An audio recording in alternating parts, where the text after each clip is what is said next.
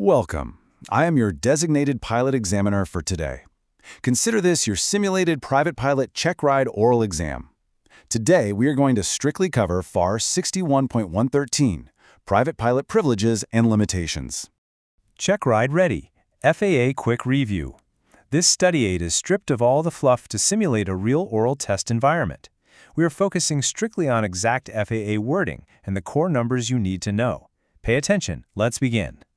First question, can a private pilot act as pilot in command for compensation or hire? No, absolutely not.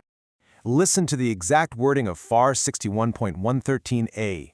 Except as provided in paragraphs B through H of this section, no person who holds a private pilot certificate may act as pilot in command of an aircraft that is carrying passengers or property for compensation or hire. This is your strict baseline rule. Next, what specific expenses are included in a pro rata share under FAR 61.113C, fuel, oil, airport expenditures, and rental fees?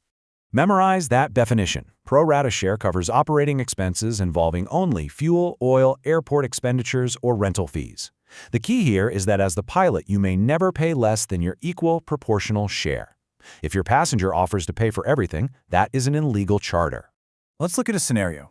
Can a pilot share expenses just to build flight time if the passengers pick the destination? No. The FAA considers that an illegal charter operation. This falls under Advisory Circular 61-142 regarding common purpose. Both the pilot and the passengers must have a distinct, valid reason to travel to that specific destination. If you're flying friends to a football game you are all attending, that's valid. If you're just flying them to a destination where you have no business being just to build hours, that is invalid. Moving on. Under what specific conditions can a private pilot be compensated for a business flight? You must meet two very strict criteria. Under the FAR 61.113B business exception, first, the flight must be only incidental to that business or employment. Second, the aircraft cannot carry passengers or property for compensation or hire. You cannot fly your coworkers around for pay, and you cannot transport company cargo for pay. The flying is just your personal mode of transport. Let's test your basic med limitations.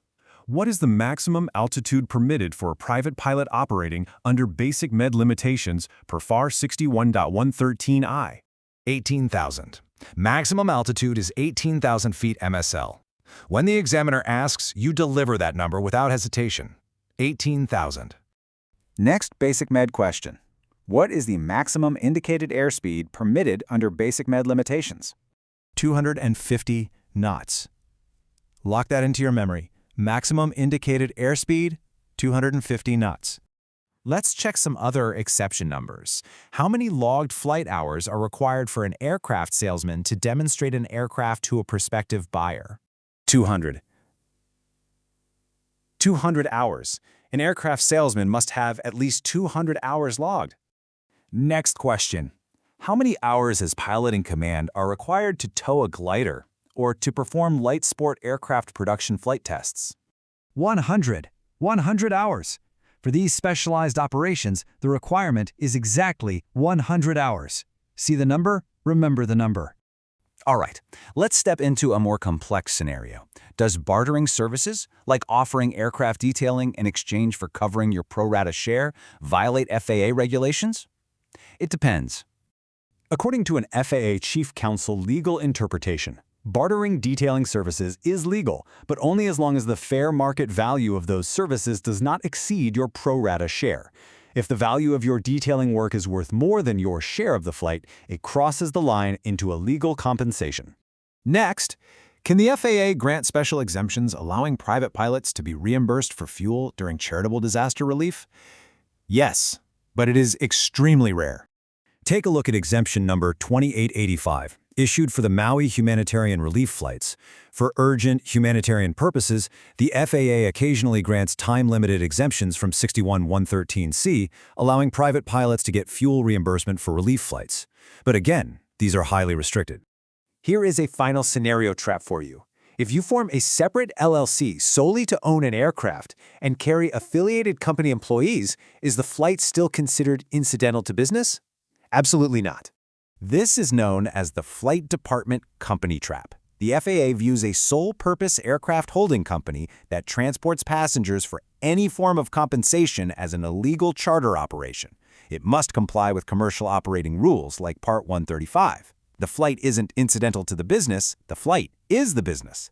Fall into this trap and you risk losing your certificate and voiding your insurance. So, here is my final question to you. Are you truly prepared to defend every operational decision on your check ride and avoid the hidden traps of FAR 61.113? These regulations aren't just flashcards to pass an oral exam. They are the absolute baseline for keeping your pilot certificate safe for your entire flying career. Keep replaying this private pilot memory aid until you have it perfectly memorized. Until next time, fly safe.